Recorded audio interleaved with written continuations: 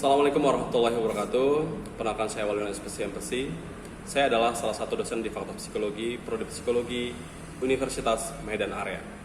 Saya lulusan Magister Psikologi dengan fokus pada bidang psikologi industri dan organisasi. Sebagai dosen, saya memiliki kewajiban menunaikan tridharma perguruan tinggi yang meliputi pendidikan, penelitian, dan pengabdian pada masyarakat. Pada proses pelaksanaan tridharma perguruan tinggi, saya memiliki passion lebih besar pada bidang pendidikan yaitu sebesar 70%, penelitian 20%, dan pengabdian 10%. Meskipun secara porsi berbeda, akan tetapi saya akan tetap berusaha menjaga agar tridharma perguruan tinggi tetap selaras. Pada program studi psikologi, saya mengampu mata kuliah psikologi konseling. Mata kuliah tersebut merupakan mata kuliah yang wajib ditempuh oleh mahasiswa S1 Fakultas Psikologi Universitas Medan Area di semester 4 dengan bobot 3 SKS. Untuk menerapkan mata kuliah tersebut, saya menerapkan metode pembelajaran dengan metode Student Learning Center, di mana seluruh rangkaian materi tersebut telah diupload pada AOC atau Academic Online Center. Tujuan dari mata kuliah psikologi konseling adalah yaitu untuk mempelajari tentang pengertian, prinsip, teori, tahapan, karakteristik, kewajiban konselor dalam konteks intervensi. Suaranya gede kali. Oke Pak, nanti berpotong. Tujuan dari mata kuliah psikologi konseling yaitu untuk mempelajari tentang pengertian, prinsip, teori, tahapan, dan karakteristik kewajiban konselor dalam berbagai konteks intervensi psikologis, baik dalam setting pendidikan, klinis, maupun pekerjaan. Secara umum, capaian pembelajaran langsung mata kuliah psikologi konseling adalah mampu menginternalisasi etika akademik, bertanggung jawab dalam supervisi dan evaluasi kerja, serta memahami dan menerapkan konsep intervensi non-klinis berdasarkan prinsip perubahan perilaku. Materi pada kuliah psikologi konseling yaitu berupa pengertian dan strategi konseling, aspek pribadi dan profesional konseling, konseling dalam masyarakat multikultural, membangun hubungan konseling, asesmen dalam konseling, terminasi hubungan dan konseling, teori konseling, kemudian konseling sekolah, konseling perguruan tinggi, konseling dalam lingkungan kerja, konseling kesehatan mental, serta isu-isu etik dalam praktik konseling. Untuk pencapaian materi di kelas, saya menerapkan yaitu metode interaksi, di mana mahasiswa bebas untuk bertanya, untuk mendalami bagian tertentu yang tidak dipahami mahasiswa saat materi di kelas.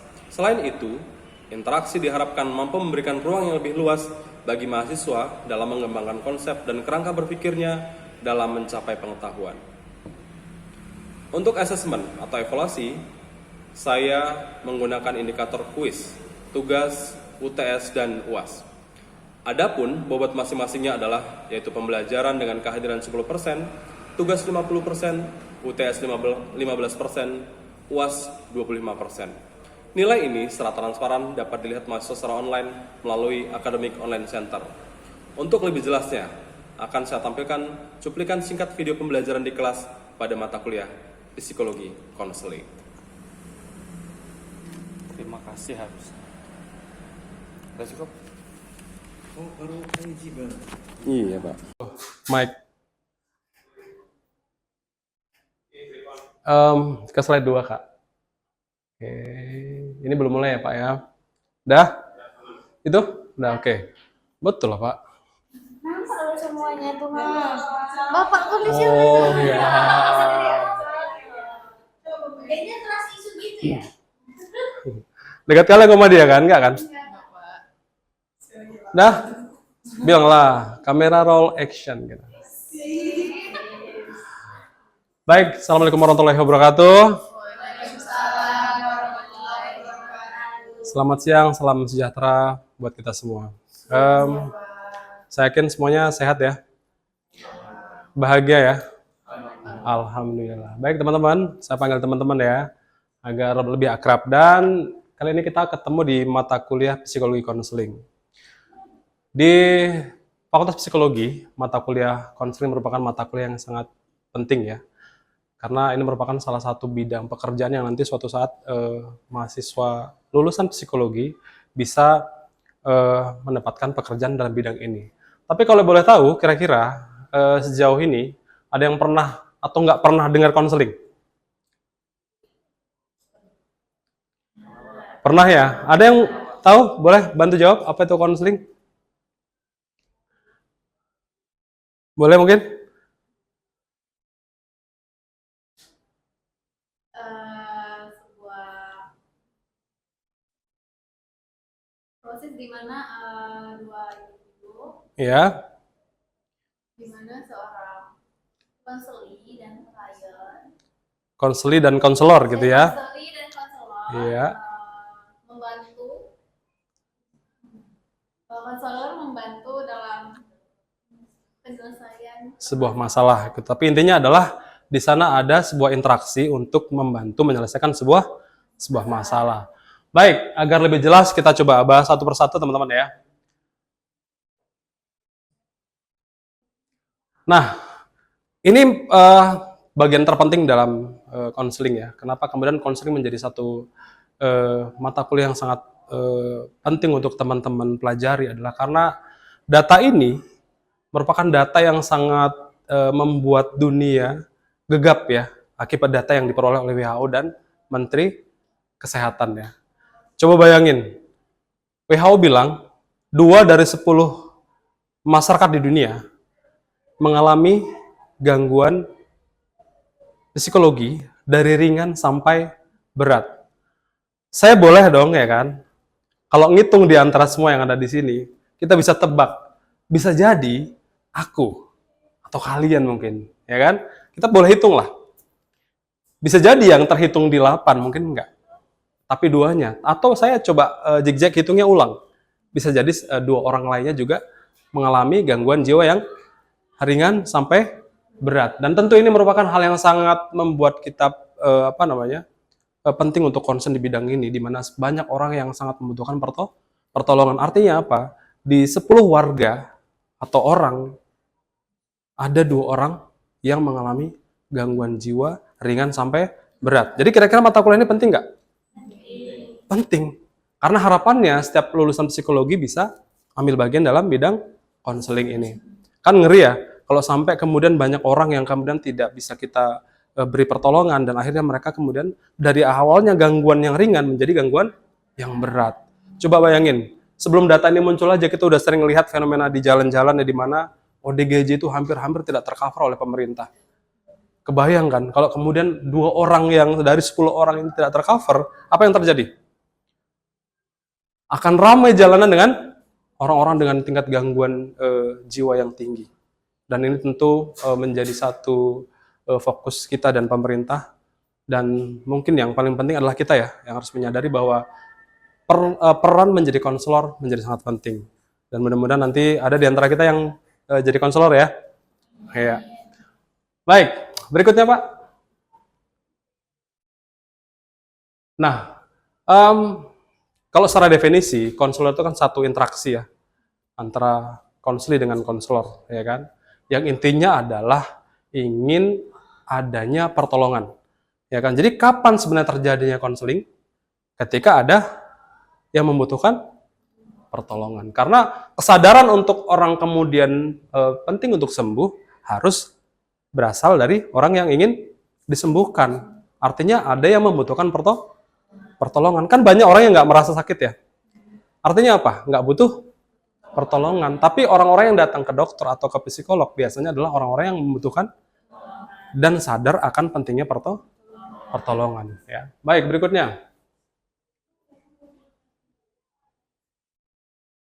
Nah, apa sebenarnya tujuan dari konseling ya? Mungkin ada yang bisa bantu baca? Di poin pertama mungkin Amru? Ya, poin pertama yang di slide ya. Pertama itu ada memahami konsep dasar, itu memahami pengertian, tujuan, prinsip, dan ruang lingkup psikologi konseling. Lalu yang kedua apa, Pak Amru? Mengenai teori dan pendekatan, mengetahui berbagai teori dan pendekatan konseling yang menjadi dasar praktik konseling. Poin ketiga yaitu mengembangkan keterampilan dasar, menguasai keterampilan dasar konseling yang efektif. efektif seperti mendengar aktif, empati, dan bertanya. Baik, kalau boleh disimpulkan mungkin boleh dibaca yang sebelah kanan ya.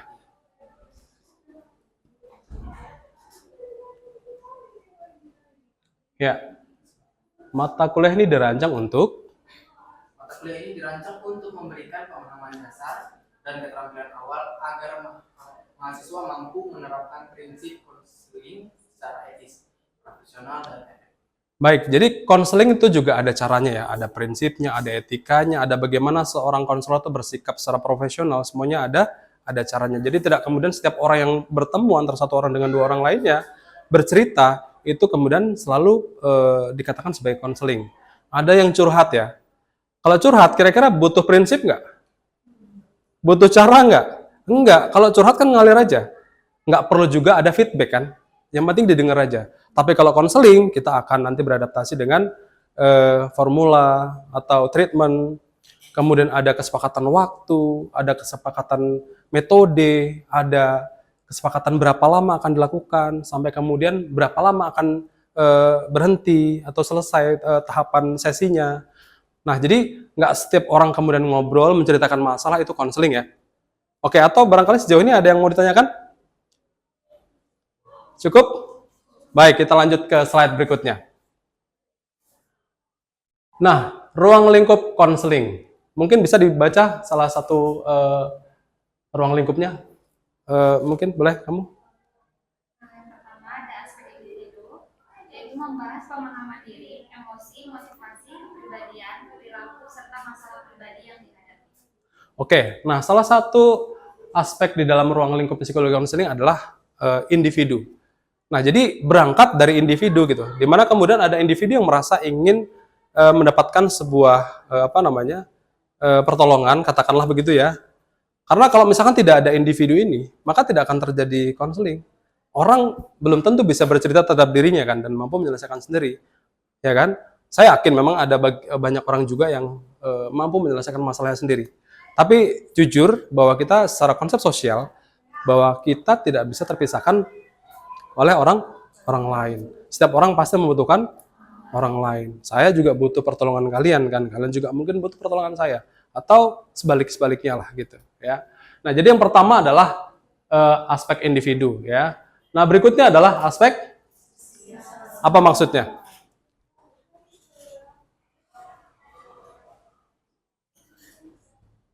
Ayo boleh dibaca?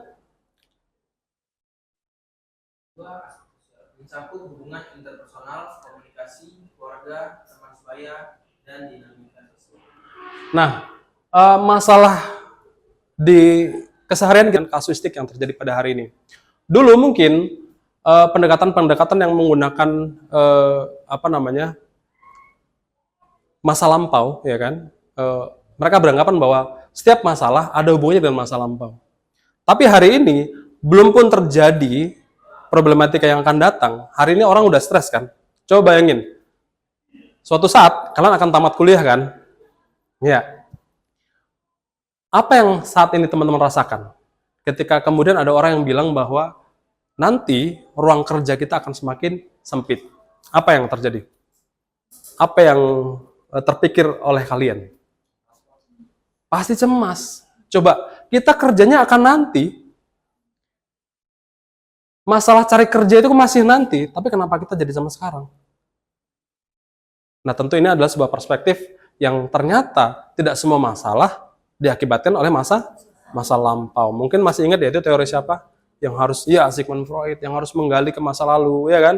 Mungkin masalah yang terjadi hari ini ada hubungannya dengan tapi ternyata ada masalah, ya kan? Yang kejadiannya masih yang akan datang, tapi stresnya udah terjadi hari. Makanya kemudian, ya kayak tentara ya, mau jadi tentara atau jadi polisi, stresnya sekarang nggak? Iya kan, menyiapkan diri, buat badannya jadi lebih bugar, lebih kuat, timbangan jadi meningkat, ya kan? Kemudian olah tubuhnya jadi lebih berat, agar apa? Nanti pada saat menjelang pelaksanaan tes jauh lebih ringan. Nah, artinya stres itu tidak hanya selalu atau masalah tidak selalu akibat masa lampau, tapi juga hal-hal yang juga akan terjadi masa yang akan datang. Baik, berikutnya. Nah, lalu bagaimana caranya kita menjalin hubungan dengan konseli? Kan pasti terjadi bias ya. Pak, ada nggak konseli yang kemudian jadian sama konselornya? Gitu. Itu artinya apa? Bias. Tapi boleh nggak sih Pak? Dalam lingkup pribadi ya boleh. Tapi masa iya sih tadinya mau menyelesaikan masalah nambah masalah ya? Gitu ya. Tapi kan dalam lingkup hubungan antar personal kan nggak apa-apa ya. Ya barangkali setelah dia jadi sama dia jadi selesai masalah. Atau nambah masalah. Gitu kan. Bisa aja kan gitu ya. Nah, jadi bagaimana seorang konselor menjalin hubungan baik dengan konseli? Tentu dengan sikap profesional. Karena kalau udah ngomongin profesional, maka akan ada batasan, ada pagar tinggi yang memisahkan antara perilaku pribadi dengan perilaku individu. Seorang konselor, walaupun nanti konselnya cantik banget ya kan, tetap harus menahan diri, harus mengcover dirinya bahwa, kau sekarang tuh konselor ya, bukan abang-abang gitu kan, tetap gitu, nggak bisa ya walaupun secara normal, boleh nggak sih seorang konselor merasa terpesona dengan konselinya? Boleh. Tapi kalau kita masih menjaga nilai-nilai profesional, itu akan terjaga gitu. Hubungan yang lain di luar itu hal lain. Tapi pada saat konseli datang di hadapan konselor, tujuannya adalah untuk memberikan pertolongan dan pastikan terjadi pertolongan. Kira-kira bagaimana kalau misalkan tidak terjadi pertolongan akibat efek bias tadi? Dialihkan ke konselor yang lain. Karena kalau udah bias, maka sesi konseling tidak efektif. Itu pasti. Gitu ya. Nah, ada banyak hal itu ya. Ada empati, ada kepercayaan. Nggak boleh kita terjadi konseling kalau nggak ada kepercayaan. Karena kalian juga kalau sama dokter ada cocok-cocokan juga kan. Cocok-cocokan juga itu artinya apa?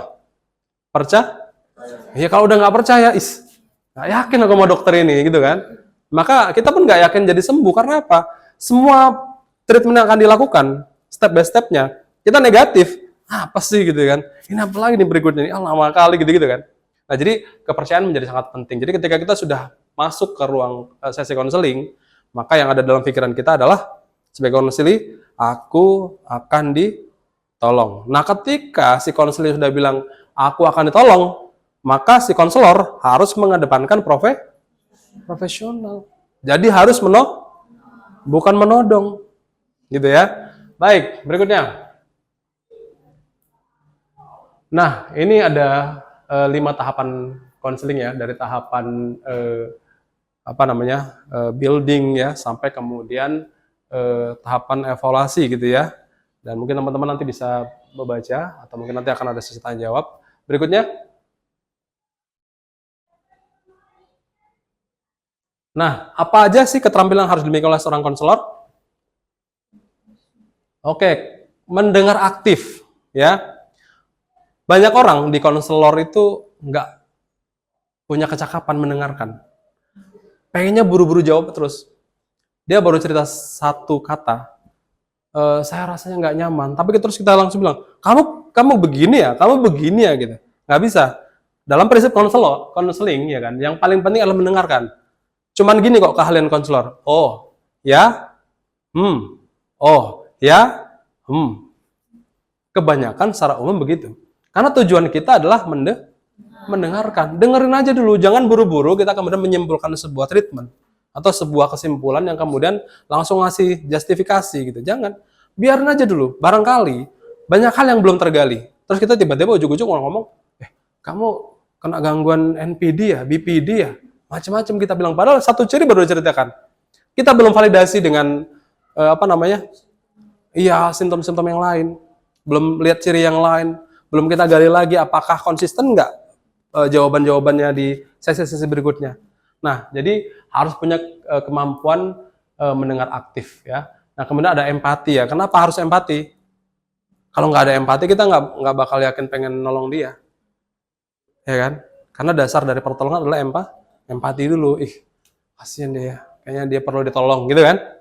Baik, berikutnya. Etika profesi. Yang paling penting ya, rahasia. Karena dia bisa jadi akan menceritakan rahasia negara, ya kan? Rahasia hidup, ya kan?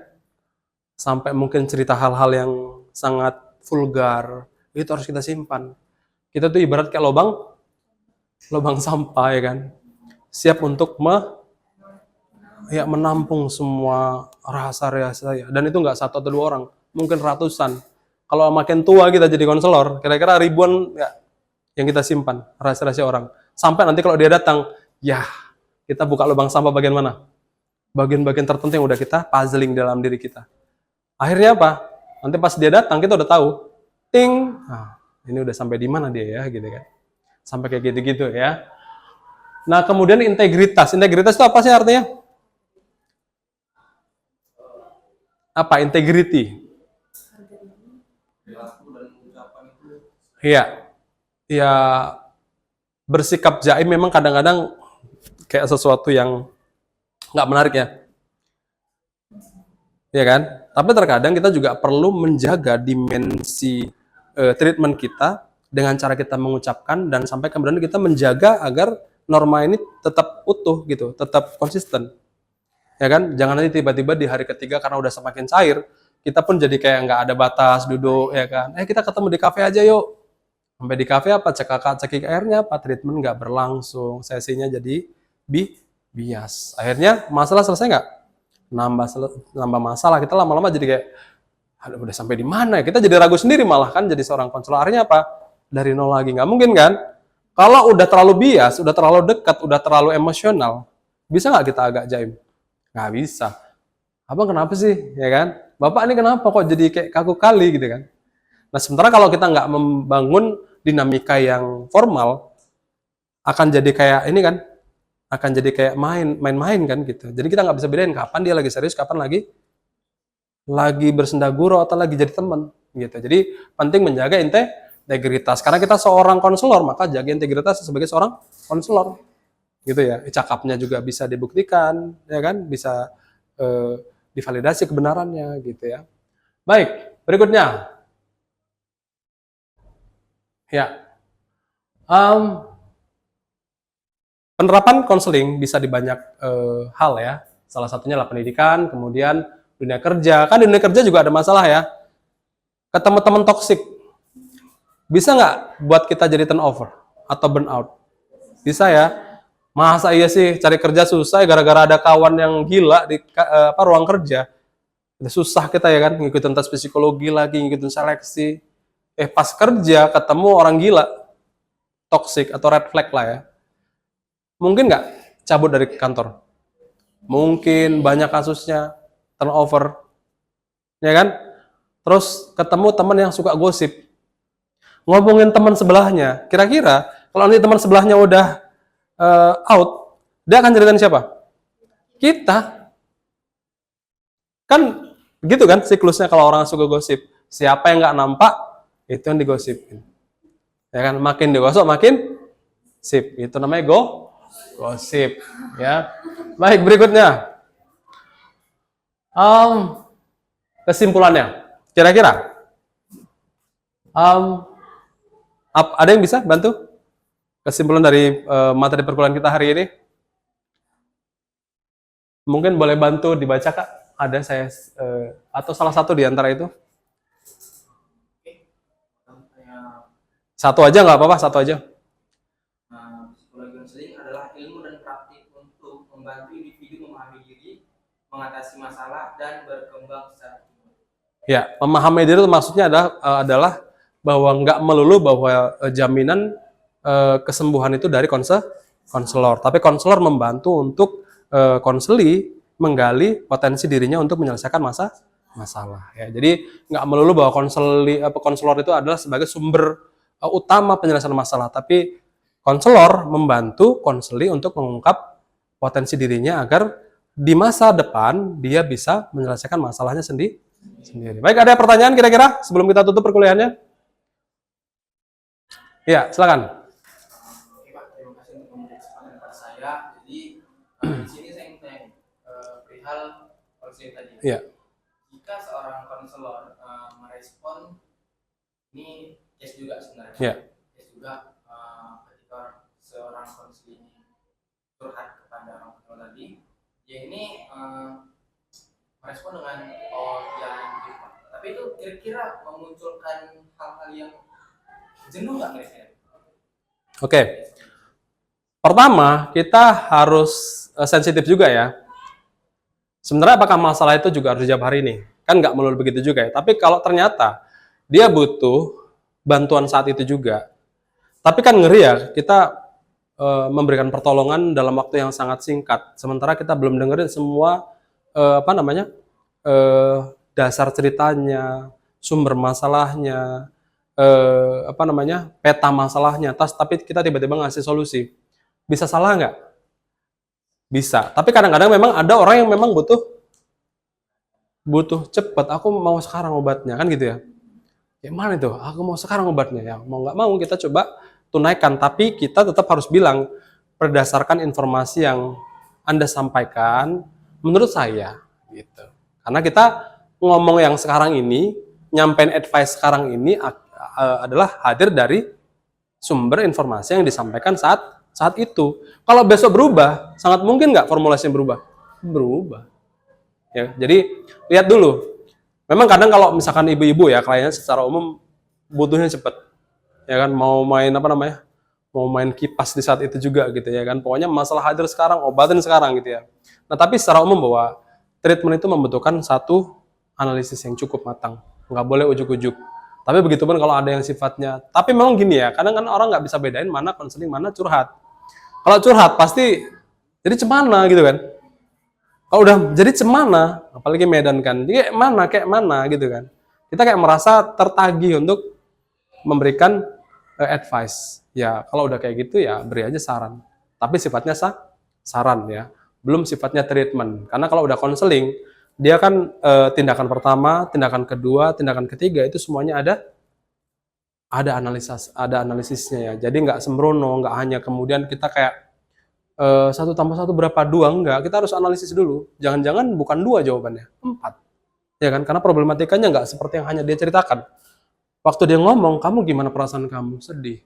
Dia ngomongnya datar. Bisa jadi di dalam lebih berat daripada yang dia katakan. Kamu gimana? Gampang. Ternyata dalam dirinya, cara dia menutup lukanya, defense-nya adalah dengan gitu. Ada orang kayak gitu kan? Terlalu kuat, apa sih namanya? The Guardian of the Galaxy. Ada orang kayak gitu kan? Iya. Ya kayak siapa? Kisahnya Spider-Man ya. Spider-Man itu kan di tengah gegap gempita dia menyelesaikan masalah dunia kejahatan ya. Tapi ternyata dia punya masalah asmara, ya kan? Itu nggak bisa dia tolong dirinya. Tapi masalah dunia bisa dia ambil semuanya, bisa dia selesaikan. Tapi kalau udah masalah hati, pun hati-hati ya. Itu barangkali masih ada lagi pertanyaan? Cukup? Baik, kalau cukup kita padakan perkuliahan di siang hari ini. Semoga capaian perkuliahan hari ini bisa jadi catatan-catatan penting ya. Sampai ketemu lagi di minggu yang akan datang. Selamat siang. Assalamualaikum warahmatullahi wabarakatuh.